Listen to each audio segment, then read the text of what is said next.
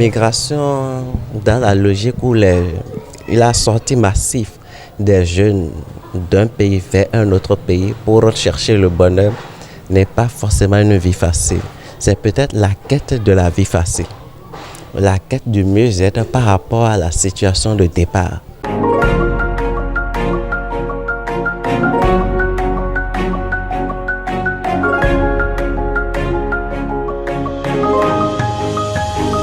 Il y a deux raisons. La première, parce qu'on ne connaît pas ce qu'il y a de l'autre côté. Donc d'ici, on se contente de l'image qu'on a de là-bas. La deuxième chose, ceux qui sont là-bas, et ceux qu'on appelle les Béninois de diaspora qui sont là-bas, qui reviennent, ils nous miroitent quelque chose comme une vie dorée dont on ignore vraiment les conditions pour arriver là.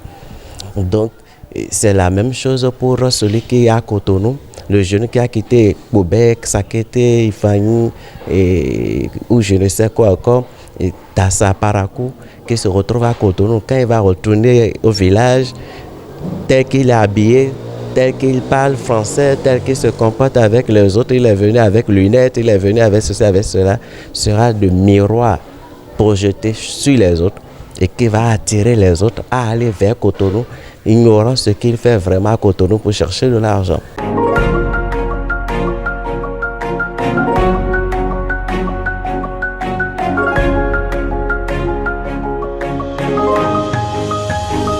Pour moi, le bonheur n'existe pas.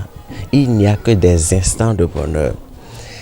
Donc, le jour où vous avez acheté une moto, l'instant où vous prenez la clé de la moto dans votre main, c'est un instant de bonheur. Le jour où vous êtes admis à votre examen, vous avez entendu votre nom, vous sautez de joie, c'est un instant de bonheur. Il faut mieux tout faire pour avoir beaucoup d'instants de bonheur dans la vie que de chercher le bonheur.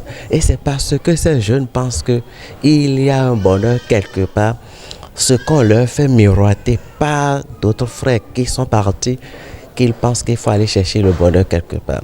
Cependant, lorsqu'on se rend compte de ce que les gens mènent comme vie pour pouvoir miroiter ce bonheur-là, il vaut mieux survivre que de chercher le bonheur.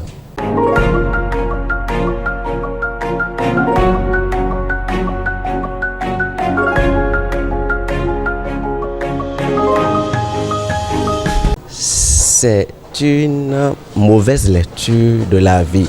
Et c'est pourquoi il disait que ce qu'on leur miroite, parce que de dehors, vous ne savez pas ce que le gars fait là-bas.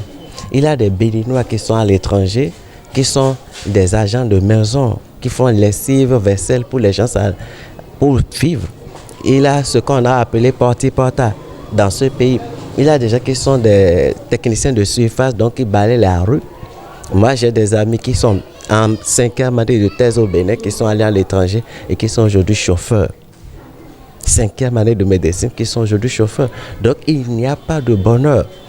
Mais ce qu'on leur miroite, leur font croire que c'est mieux d'aller ailleurs pour se construire parce qu'ici, il n'y a pas d'espoir. Donc, la meilleure solution, c'est de régler le problème à l'interne pour que le gars comprenne que là-bas, il n'a rien d'intéressant, il n'a rien de particulier que de souffrir, que en restant chez soi et de bâtir un avenir.